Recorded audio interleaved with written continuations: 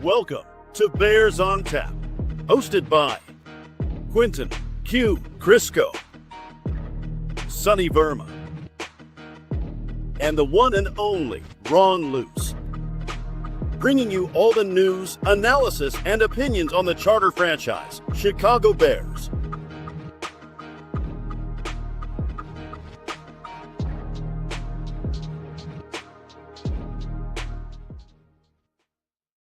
The Chicago Bears ran into a desperate Ravens team with a coaching staff that is great at making adjustments during a bye week. Even with Lamar Jackson sidelined, Bears lost 30-16 in a game that never quite felt as close as it was for the entire afternoon, really, until late in the fourth quarter. And the Bears settled for field goals on each of their first two drives. To me, it felt like that was going to come back to bite them, and it did. If they'd gone up 14-0 or even 10-0, that would have changed the complexion of this game entirely.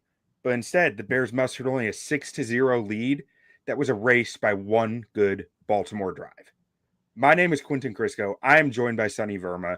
We are doing the Bears on Tap post-game show for this Bears loss. Sonny, now that you've had a few hours to sit on it and think it through, how are you feeling tonight?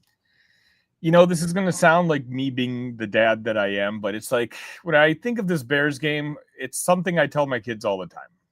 I'm not mad. I'm just a little disappointed.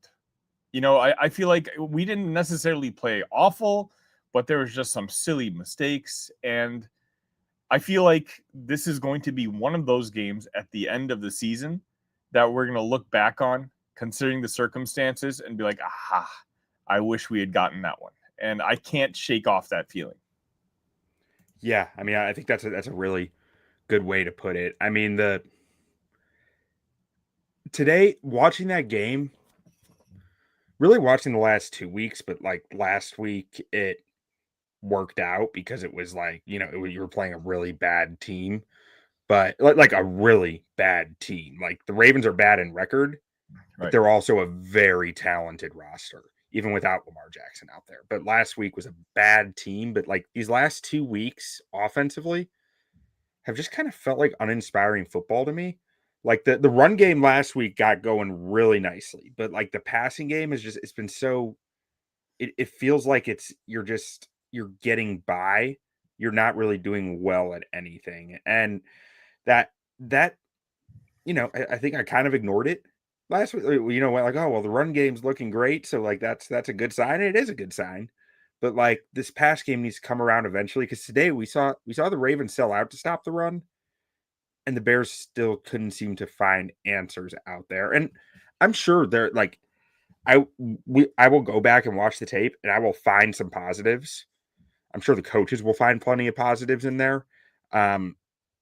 Just like the last week you found the run game positives. Like I'm sure there's stuff that's growing that's not as evident in the broadcast view. But right now, after today, I'm not feeling very good about it. It's trying to separate the idea of being an analyst that tries to take your like our role in this as a podcaster, as a blogger seriously, versus the emotions of being a fan, right? And this is like, that's the most frustrating part about this game, because you saw those first two Bears drives and you're like, oh, okay, the bounce back game from the week before. Again, it's unfortunate that they only ended up with 6 points from those two drives, but they were driving. They were making big plays. Loveland on one side, Rome on the other side. Rome had like 57 yards, I believe, in the first quarter itself, almost just by himself. And you thought, okay, maybe they have things humming, right? I think they showed a graphic. They had 125 yards in the first half to the Ravens, I think in the first quarter to the Ravens 8. And then it just stopped. Like all of a sudden, the Ravens came back, scored a touchdown. They go up 7-6. And then at that point, this Bears offense just kind of looked, I don't know what the word is, stagnant. And it's, for me, it's just perplexing. Like, you watch a lot more of this tape than I do. But for me, it's like, I can't even quite pinpoint what the issue is. Like I mean, Benedict doesn't look very good to me right now. Like I wouldn't call him a necessary upgrade at that position. Caleb, I know there's a lot of people jumping on Caleb, and clearly he did not have a great game this week, but I don't think it was as bad of a game as he had last week. He made some mistakes, but the problem is everyone. I feel like we can point out every single guy on that offensive side of the football who made some silly mistakes today, and that's the reason that we lost this game 30-16. I think you said it perfectly. Statistically, this is a bad Baltimore Ravens defense, but they had a good game going into the bye. You mentioned it yourself. This is a very good staff when they're provided with a bye week. And so it's just unfortunate that we are not a good enough football team to be able to make these mistakes and still beat other good football teams. The Ravens may have won 5 games this season, they have to be 500.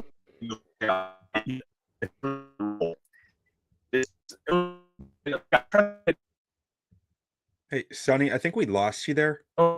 So it looks like you're working back. I'll just take over for a minute while please. It looks like you're good now. You're good now. Okay, my bad. What was the last thing you heard? Sorry. I'll just hand it off to you. Okay. Ultimately, just to summarize, it's frustrating that this team, in its place, I try to keep it in perspective, though. We've won 4 in a row, right? And we lost to another good football team. Ignore their record. The Ravens are a team that could make it to the playoffs at some point. And you lost the game in Baltimore. But still, you got to fix these mistakes. Yeah, and I mean, so like, we didn't get to touch on this at all in the game preview because we didn't know the extent of all this yet, or like even that Kyler Gordon was going to be hurt. But like right now, where there's like, I can't even blame the defense in this game at all. I mean, sure, it wasn't good, but like you're starting cornerback 5, 6, and 7 right now. Yeah. You don't even carry 7 cornerbacks going into the season, most teams. So that's a really tough place to be. And I mean, I'm sitting here thinking if the Bears think that they are like going to be making a drive here for the playoffs, they're going to need to make a move for a corner because Kyler Gordon is out. He just got put back on IR. Jalen Johnson's not coming back anytime soon. Like not to like probably mid-December, I think at earliest, if he can even make it back. And Tyreek Stevenson is like he just had a serious shoulder injury. I don't think you're getting any help anytime soon there from return from injury. So like a trade has to be considered if they think that they are going to be making a push here to want to like obviously they want to be a playoff team. Like if they want to be taken seriously as a playoff team, this defense isn't going to be able to really help them in its current state in my mind. I agree. The saving grace is the schedule right now. It's giving you an opportunity to, come in and steal a couple victories and some time. But Ryan Poles has got to watch this football game now and be on the phones, kind of monitor the situation, see which teams decide that, they're not in it or they're not going to make that push and try to find out what kind of talent there is. I think before, a lot of people were wondering if we'd make a move for a running back, but that doesn't right now. I think what you just said, getting a clear defensive back, cornerback has to be the clear priority right now. Yeah. And I mean, hell, with running back, like your running back is starting to look like if Swift is held, like if he can get this groin issue figured out that limited him today, like he's looked really good the last couple of weeks. And Monangai has started to come along decently well as that number 2 guy, even though like today the numbers weren't great, but they weren't necessarily bad either, I guess. But I'm actually kind of surprised that I felt like Monangai got a lot more carries than 7. Because Swift actually got more carries, but I think Swift was just much more, if he was in the game, he was involved. He wasn't out there for reps where he wasn't going to be involved, it seemed like. Yeah, I mean, they've made the adjustments. Whatever adjustments need to be made on their running back side, which, kind of, this is why I'm not down. Again, this is why I opened the show saying, I'm not mad. I'm just disappointed. I believe in this coaching staff right now. They just need to focus on different things. Like now, their red zone offense.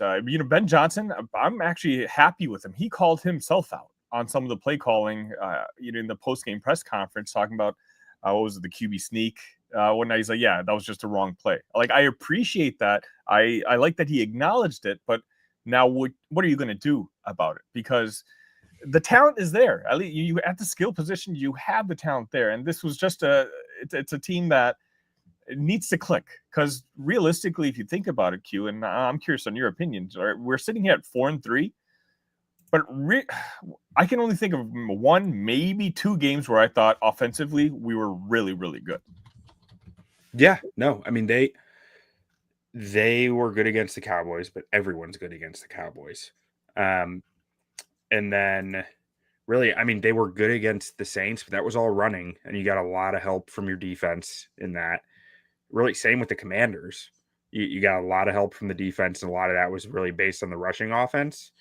So, like, those are the only two games where I can really say, or those three games the offense looked good, but the Cowboys one is the only one where the pass offense really felt like it was working well, and Bo Nix just put up 40 points in the Cowboys. Like, I don't think that highly of Bo Nix, but like, it's not that everyone is doing it. Jackson Dart did it too. It's not a giant accomplishment to kick the Cowboys' butts on to just whoop their defense up. So I have some more to kind of say on that once we get to the nicest man category. Sure. But I think there is some reason to think that, the answers are going to be found here. And that does just take some time. But frankly, we're all damaged. We're all damaged goods as fans. Last year, the Bears were 4-2. I know. Then they lost a game that everyone thought they'd win. And then it all went down. Like, they didn't win again until the last game of the season. So, like, it's hard to ignore that. It just is. Yeah, I mean, you said it perfect. Yeah, it's like, sensibly, we know that's not going to happen, right? Yeah. Like, we know the player personnel is different, the coaching is different. There's a different level of confidence, and I mean, we just got finished winning 4 in a row. And we've seen a decent football team, but yeah, it's like, are we a team that is going to win 10, 11 games? I can't say I'm as very confident about that sitting here right now speaking to you. Maybe this is just a 500 type of team this year, which I don't know if I'm going to say that's a disappointment or not. Again, for me, the goal of this season was to find out if Ben Johnson and Caleb Williams are the guy. I don't think I have a definitive answer one way or the other, but I feel a lot better about this situation compared to, is Caleb Williams and Eberflus the guy that we were dealing with last year? Because at this point, we were just kind of paranoid. Hey, look, if we struggle, Eberflus is going to get fired, and we should have done this in the offseason. Now we've wasted another year of Caleb Williams. It's the same cycle that Bears fans seem to go through, every handful of years. And so, the priority is a little bit different now. It's get better, improve, take advantage of the schedule right now, because as I keep bringing it up, the next couple games should be winnable. That back half looks pretty daunting. And so you need to get these wins now, because if you do let a couple of these slip by and you lose them, then yeah, quite honestly, if you take a look at that schedule, you are looking at a chance to lose 10, 11 games too if you don't turn things around. Sonny, let's humor me here for a minute. I got an idea. Oof. I see that sparkle in your IQ. So this is the Bears' remaining schedule, right? Let's put a percentage on each game, what we think the odds are the Bears will win that game. This is my favorite way to try to handicap teams in the offseason, is trying to put a percentage on each game. So, like, Bengals, it's sub 50%, right? Because it's in Cincinnati but Joe Flacco did get hurt today. Wait, you think? So you think there's less than 50% chance that we win? Yes. Against see, I don't know. Let's play a different game. Or I know you're better yourself. What do you think the spread is to this game? Because for me, I would probably put, if it's not even, I'd go -1, -1.5 Bears. So I would in a neutral field, but Uh-huh. because it's in Cincinnati, I'd go like Cincinnati -2, -3, something like that. Okay. Because I think on a neutral field they're even, but on the road, I think Cincy's gonna get the boost there because their offense is filthy. Like I'm probably gonna bet the over in that game. Yeah, for sure, for sure. I'm looking at it right now. ESPN bet has Bears -1.5. Oh, okay. So, I mean, Oh, let's just call it 55%. well, I mean, that's Something what I like would that? call it. Okay. Like That's I don't fine. want to take the if you don't agree. No, I just want to find something that makes some sense. Like, we Okay. don't have to be I was thinking 45%. So 55%, 45%. Like, I'm Fair. just kind of like, what's the difference at the end of the day? Fair. New York Giants. I mean, this is in Chicago. Like, I feel like Cam Scatabo is not coming back. I think they lose a lot with that. I'm putting this game up around like a 85-90. Oh wow. Okay. I mean, I probably would have put it around 65. I don't think our team is good enough to have us at 85-90 over anybody. You know what I mean? Like that's where I kind of like. Split the difference. Just call it like 75. Let's do it. I love it. Now, at Vikings. This is an interesting one. Yeah. It's a Vikings. Like I talked about this Ravens game being one of those games where I wish we could get back at the end of the year. I mean, that Vikings game, I look at it in week 1. It's one that I'm already looking at it in that way. One that just kind of got away. I think there's a huge revenge factor, but yeah, the fact that it's in Minnesota, I would probably say 40%, maybe less. I think 40% is fair because I think they're really struggling right now.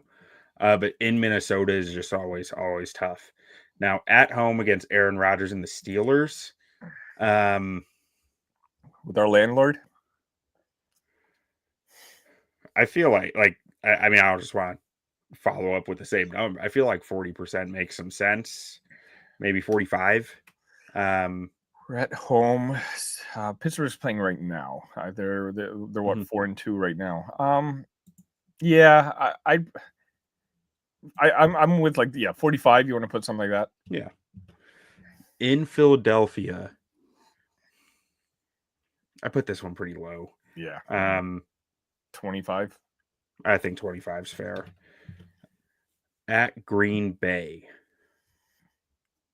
I'm thinking like a 35. Come on, Q. We can't. 40? This is. It's got to be lower than the Vikings, right? Packers fans are going to screen cap this. Yeah, I'll say 35. Fine. Okay. At home against the Browns. You think 75, just like the Giants? Yeah, you think we should let's do that. 75? That's fine. Okay. Yeah. At home against Green Bay, I'm gonna give them 55 on this. I have a good feeling about that one. Okay. Let's do it. At San Francisco, Greg Spears in the comments says Green Bay 80%. I love it. Thank you, Greg. I love the confidence. I'm not there, but Greg, we love that. Against the 49ers in San Fran, but the 49ers are really injured. They just lost. I was going to say, by week 17, they may not have anybody left. I think this is a 50-50 game. Because the Bears are really injured on defense, too. Yeah, fair. 50-50 is fine. And then at home against Detroit. I think this has to be the lowest of the NFC North ones. Well, it's at home, though. It's at home. No. It's at home. I think it's week 18, and the Lions might be resting guys. Because of that alone, I think you can go up to 50%, honestly. Because they might be resting guys. I like it, yeah. I'm at 50%. I think there's a huge revenge factor, too, for Ben. That was such an embarrassing loss. Okay. Week 2. So that tells us that we can expect the Bears. Oh, I don't know what that just did. To win 5 more games, essentially. And we don't know which games those will be necessarily, but that tells us roughly some combination of the rest of the Bears schedule says 5 more games based on these odds that we threw out there, which would put us at 9 wins. 9 wins. So that's the realistic target in my mind, as long as we feel like we were realistic there. And imagine if you were the bookie, right? Like, where would you place the win so that like you can have equal money either way? What number would you put it at? For me, it would be 9. Yeah, I think that. I mean, that was I think that was the number entering the season for the Bears. It was right around 9. It was either 8.5 or 9.5. So, yeah, I think they're right on track for where they were expected to be overall. I think the order of where the wins and losses came is a little off, I guess. Yeah. But yeah, because I thought that they actually, I mean, it's really not that different. I thought they'd win at least one of the first 2 games, and then they lose. I had them losing to the Raiders in my preseason, but no bookie had that, you know. But yeah, I mean, I think that's fair. So that basically tells us they're right on track for where we thought they'd be. It's just, I think, winning the last 4, right? And all of a sudden, people pointing out how easy that schedule is. And again, hand up, I guess I'm one of the guys who keeps mentioning it on this show. But, you know, you just start feeling positive. But, you know, we just have to keep in perspective that this is still I don't know if rebuilding is the right word, but, you know, it's not, we're not where we need to be yet to be a competing for a Super Bowl type of football team. But I just think there's a lot of excitement with our new head coach, you know, with the potential of Caleb Williams, that even when we stumble, we're just so paranoid that every single loss is going to lead to 11 straight losses. You know, it's just the first one of 10. It's happened too many times. Exactly. But Sonny, I got one more kind of subcategory to talk about here before we get to our segments. Sure. Do you find it at least a little bit curious that the refs did not review the QB sneak touchdown in the final minute, considering that the spread was Ravens -7 for multiple days Friday and for like a good amount of time Friday and Saturday, and that would have made it a push? I mean, if you were paying attention to what happened to the NBA just a few days ago, every little thing is under the microscope right now. And 100%, like that was the people I was watching the game with, we all had the same question. So yeah, I mean, that's something that's bound to come up. It was perplexing on my side too. Yeah, I mean, and I hate I hate blaming refs for stuff. I hate, like, because you are what your record says you are what your results are in the NFL, but like that one just irked me. That one really irked me because it's like they're not, they have like a 1% chance, less than 1% chance getting the onside kick. Like, just give it to us. Like, give us that. Yeah. Make one of my bets that I placed last week a push, please. Yeah. No, I mean, I had a good day. I had Rome over 60, over 70, and over 100. So Rome bailed me out today, but yeah, everything else just kind of tanked. But yeah, it's just,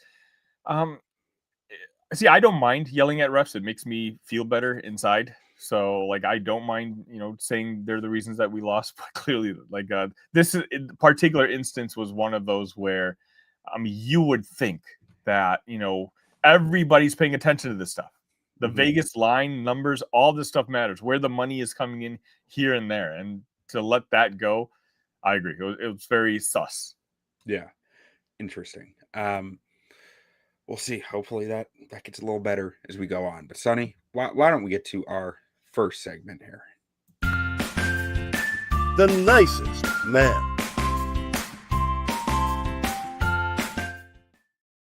Sonny, who is your nicest man for the Chicago Bears today? The guy who was the Ravens' best friend.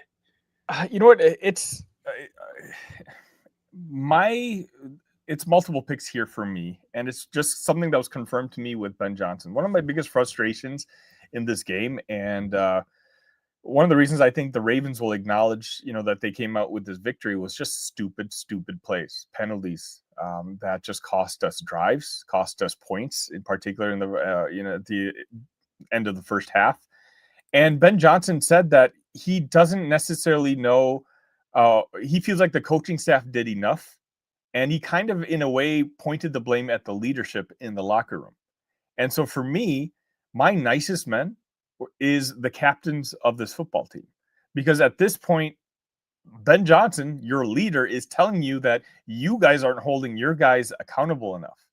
And in my opinion, again, that was a major factor that the Bears came on the short end. Because again, we're not that great of a football team. So we need every break that we can get. And when we give other teams breaks, we're just not good enough to overcome that. So the captains of this football team, you guys are my nicest men. Now, I heard that interview as well. I'm assuming that was the one with Joniak and Thayer right after the game. Or did he say that in the presser? He said in the press conference. Okay. Yeah. When you heard that, how did you feel? Like, do you feel like Ben Johnson has taken enough like pressure publicly himself, or put enough on him to be able to say that? Because that was my first thought when I heard it. Well, for me, it could also just be a new head coach trying to feel the situation out too. Like this could be something where he sees things in practice and, the penalties, whatnot. Like he needs to know his locker room, and this might be kind of a trial run. Now let's see what practice looks like tomorrow. Because if we're talking about it, the locker room is going to be talking about it. Like, hey guys, all right, let's hold up our end of the bargain. Coach called us out.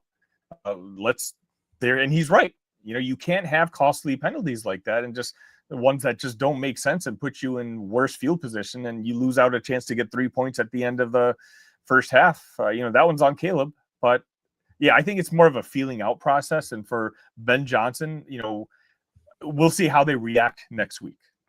Yeah, I think that's fair. And like I was asking just because I wanted to hear your opinion, but like I think that he takes plenty of the weight publicly. A lot of the time, it was interesting that felt like one of the first times where he's really said something along those lines, where it's okay. It would be interesting to see how that carries through.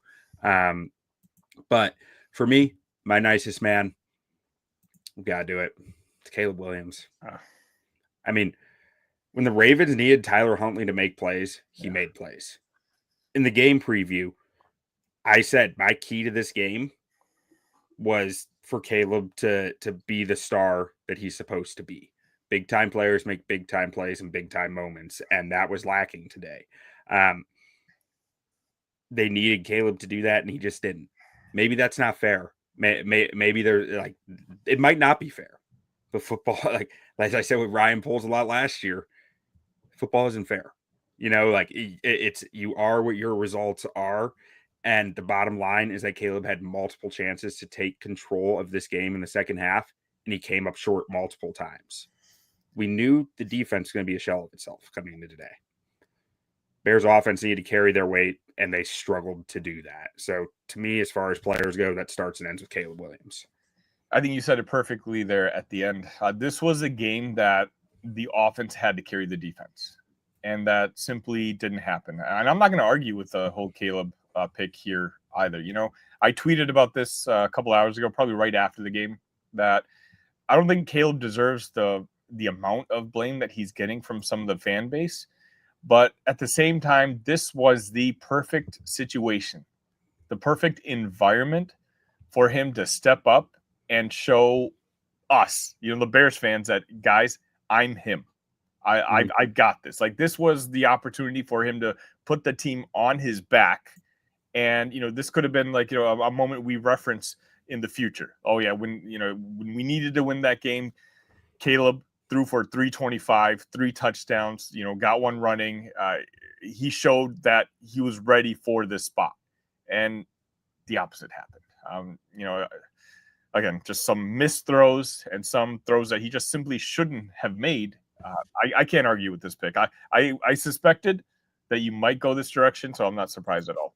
Yeah, and it's not to pile on him. It's not to sit here and say that I have any conclusions made about him. 100%. This is a data point. It is a key data point for me, but it's still only one data point. It is a, I'm trying to think of the best. It's not a pillar of his second season to me. It's just one of 17 that I'm going to use to assess how his season went. And he's had multiple games already this year where he did do stuff that helped them win, that like he did will them to a win late in the game. And last year we saw him do it multiple times as well. So I know it's in there. You know, I'm not sitting here questioning whether he's capable. I'm questioning why it didn't show up, you know? It's one of those where if we're to be held credible when we sing his praises after really good games, and if we're, it's one of those, we're not just being fanboys, that we're not just biased, then we have to be able to say when he missed throws, when he had games, missed opportunities. I feel like that should be the title of the book of this game.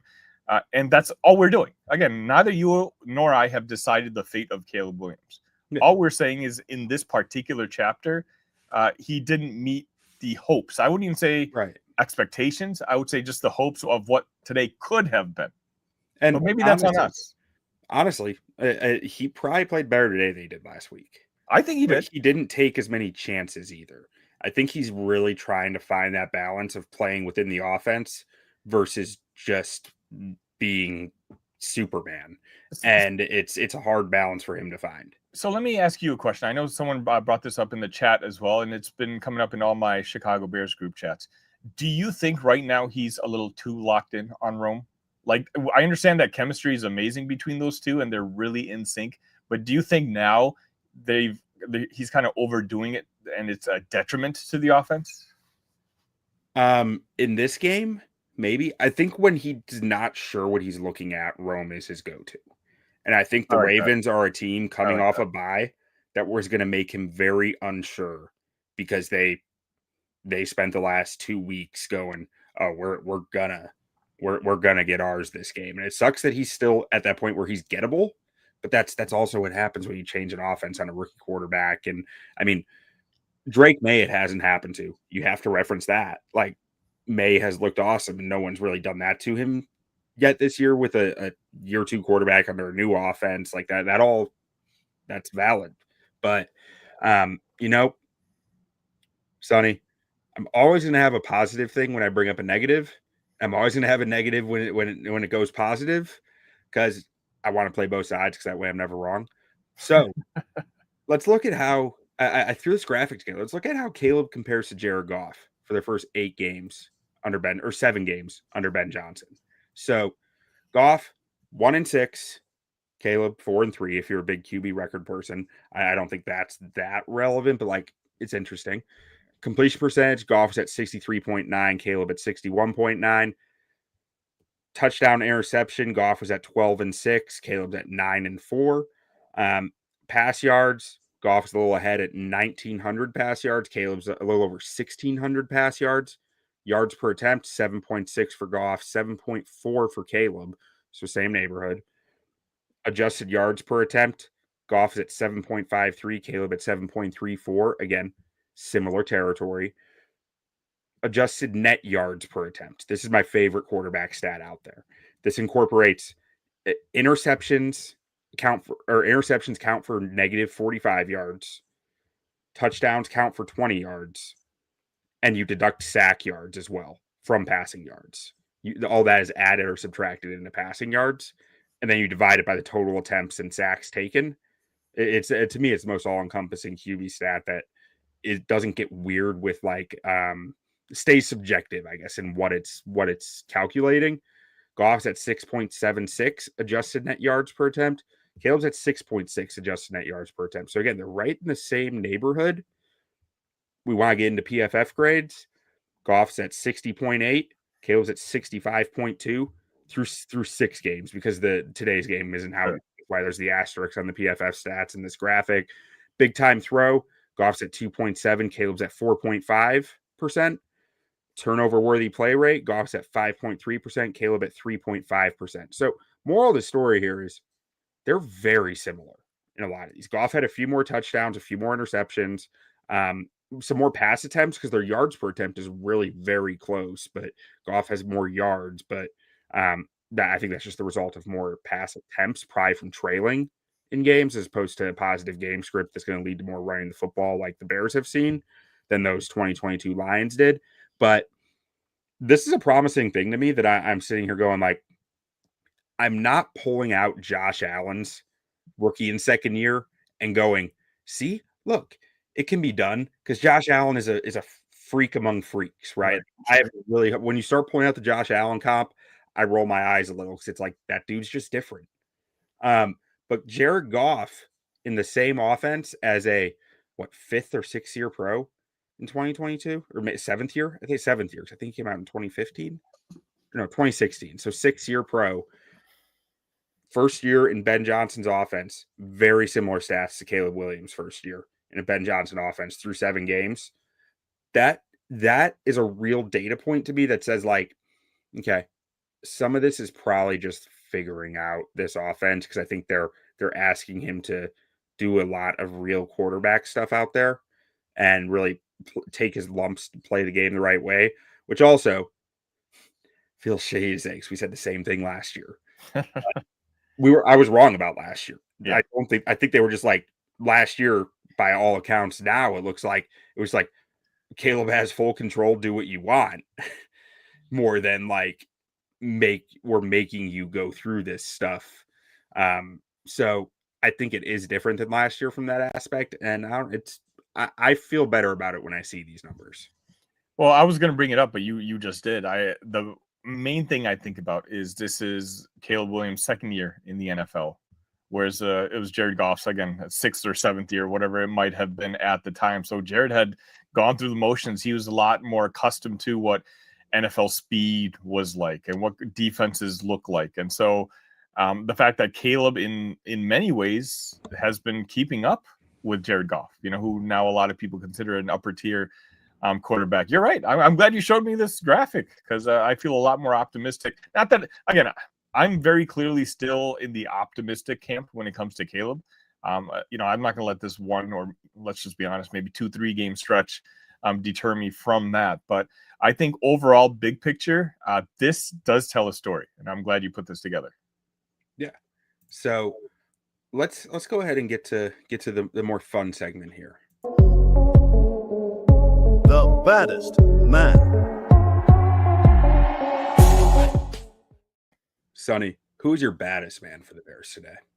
I feel like there's a really easy one. I'll just go with, I think Rome has essentially established himself as top 15 wide receiver in the league at this point. You can see the comfort factor that Caleb Williams simply has with him. And now Rome is good enough to embrace that challenge. He dropped that one at the end of the game, which I think was a fantastic throw by Caleb, and he just couldn't come down with. But I think now at this point, the opposition knows they have to game plan for Rome Odunze, and it just simply doesn't matter. Rome is good enough, and he's elevated his game enough where you can still count on him to get 60, 70 yards and then have games like today where he had 7 for 114.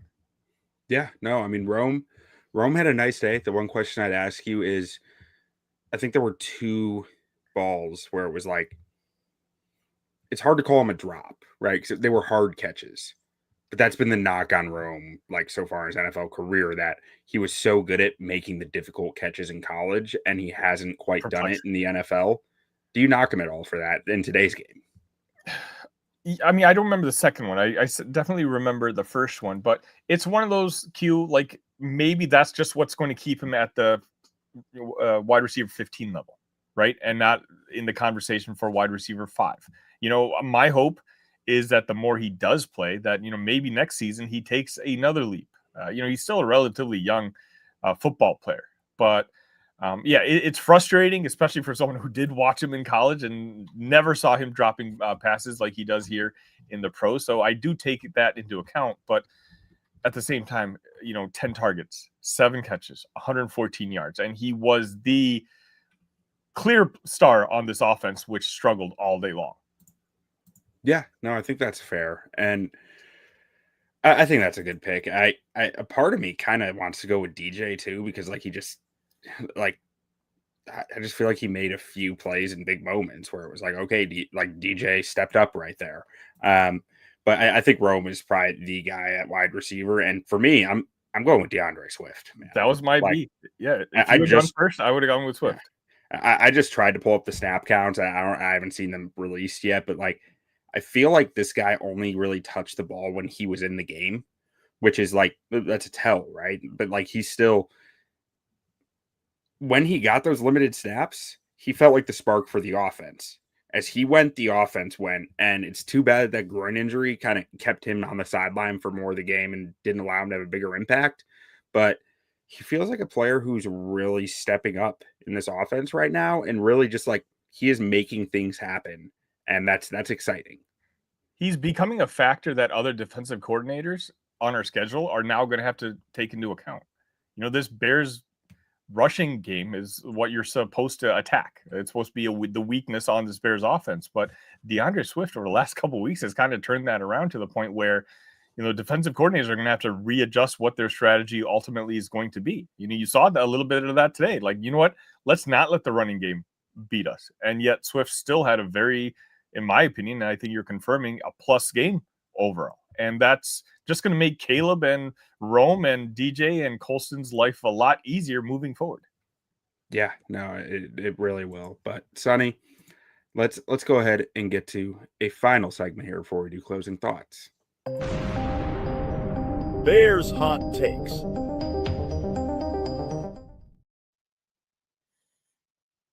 Do you have a hot take after today's Bears game? I don't know how hot it is. I think I saw enough from Colston today to say that he's our tight end one the rest of the season. Okay.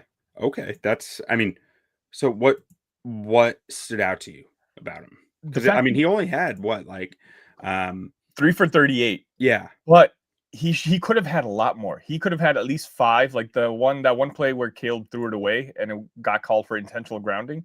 Colston was wide open on that play. And that's one of the frustrations I have with Caleb in today's game. I think they're going to look at that tape again, and Caleb's going to take more notice of Colston, just how big he is. I think that there's already a lot of social media talk, about how much this is kind of like a wasted pick as it is. I don't think so. I think every single week Colston's getting a little bit better. Cole Kmet was gone today. Again, 3 for 38 doesn't jump out at you, but Q, I think that Colston was just a couple bad decisions by Caleb away from being in the argument for the baddest man of the game today.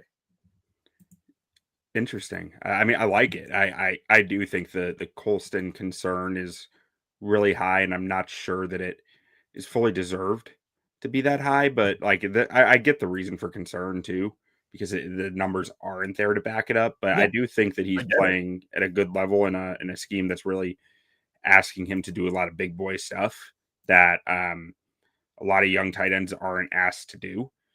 So I think coming into this year, there's a lot of informed discussion from people who know the game well and watch a lot of tape saying by the second half of the year, they think Loveland will be tight end one. And I do think that is gearing that way. I think the Cole Kmet injury only accelerated that. Which is what my hot take is. Essentially, him being hurt, I think Colston's can have a really big game, next week against Cincinnati or whichever next defense that we have up that maybe struggles guarding the tight end. I really think that they're going to zero in on the tape this week of a couple missed opportunities with Colston, and Caleb's going to have that in the back of his mind in next week. And I think we're going to see possibly the first breakout game. Yeah. Yeah, I like that. I like that a lot. And man, here is a interesting stat that just got thrown in the comments and this isn't a positive one, but it's interesting. So I feel like I need to throw it out there. 9 of 24 starts, Caleb has not thrown a touchdown in. I don't know how that compares to other young quarterbacks, but that feels low. So that's an interesting thing to keep in the back of your brain, I guess. But I get it, but it's just I'm not trying to make excuses, but what we were putting out on the offense last year under Matt Eberflus and cycling through offensive coordinators, that has to factor in a little bit. They just looked hopeless out there. Now, again, I'm not making an excuse for it. That stat is clearly bad, but I just want to maybe add another angle and perspective to that. Yeah, I'm curious. I'll probably do some research, find out how that compares to other rookie first 2 years of quarterbacks, because I'm sure I don't know. I'm interested now. I'll find out more. But for my hot take, man, I'm going with needed more from the linebackers today, man. You needed more. Like Nashawn Wright was your leading tackler. Tremaine Edmonds is paid way too much for that to happen in my mind. And I am once again, after a few good games from TJ Edwards that were shutting me up about it, he looked slow again today, and that is another concern for me. That like I am not sure in a year what this linebacker room looks like. I'm not sure in a year what this safety room looks like, and that is the entire spine of your defense right there. So I need to see some more. I need to see some development from someone or something, because like Nashawn Wright and Kevin Byard can't be two of your top 4 tacklers in the game. That is way too much tackling for your defensive backs. Your linebackers need to be cleaning up more. So that's my hot take for today. I need more from that group. Especially when you saw our good old buddy Roquan Smith, look like a madman out there. He had 12 tackles himself, 7 solo. So yeah, when you see a guy that used to wear the blue and orange, run around like a madman, I agree with you. Yeah. Yeah. And yeah, people who said it wasn't a revenge game for Roquan, I think he answered that. But anyways, Sonny, do you have any final thoughts before we close this thing out? No, again, for me, maybe it's just my nature. I do tend to lean a little bit more positive when it comes to this aspect of my life when it's watching sports. It's unfortunate, but this wasn't a 4-2 team losing to a 1-5 team. If we're being quite honest with each other, like the records, the Ravens are a very good football team, and I think by the end of the year they're going to have a better record than the Bears. Not saying the Bears are going to fall off a cliff, but I think Baltimore is just really good. And the circumstances, them having the bye week, them having a really good head coach. I know Lamar was out, and that's why this loss tastes a little extra sour, but we've just won 4 in a row. And, I hope if you've stayed to the end of this episode, you watched Q and myself diagnose the rest of the schedule. And right now we're essentially projected to be 9-8, which is kind of what most of our expectation was anyway. Maybe we didn't expect to lose the first 2, win 4 straight and, lose 1. But right now, I would say overall, the season's kind of going somewhat to plan, at least record-wise. Now, whether that's quarterback development-wise, that's a completely different episode. But I'm not going to get too down after this loss. I'll say it again. I'm not mad. I'm just disappointed. Yeah, no, I agree. And like my closing thoughts are kind of similar. Like, look, this is a Ravens team that was one of the favorites to win the Super Bowl coming into this year. Even without Lamar Jackson, still one of the best overall rosters in football from a pure talent standpoint. Even if they hadn't played like that prior to the bye, there was always a chance that they'd go into that bye week and find answers. Yep. Something we discussed in our game preview. They found answers. They did stuff that the Bears were not expecting today defensively, and the Bears struggled to adjust while being in a bad injury position themselves on defense. The injuries aren't about to get better anytime soon, though. So, I mean, I expect this defense to be pretty suspect going forward. I think they were propped up by a lot of turnovers, which is great. You love to get a ton of turnovers, but it tends week to week. It's not that consistent unless you got Lovie Smith coaching the team. Like that's the only guy who's ever really spurned that. So the offense is going to need to start elevating the team at some point here. If they have playoff hopes, the offense is going to have to be the driving position, and that needs to start next week in Cincinnati. And it's just one of those where if you had told us, myself, you, and Ron early in the season, or maybe even before the season started, that you're going to have to pick either do you feel comfortable that your offense can carry your defense or your defense can carry your offense. I think all 3 of us would have said we feel more comfortable that the offense could carry a lackluster defense rather than vice versa. And so now, I mean, the challenge is out there, to Ben, to Caleb, to all those guys in that locker room.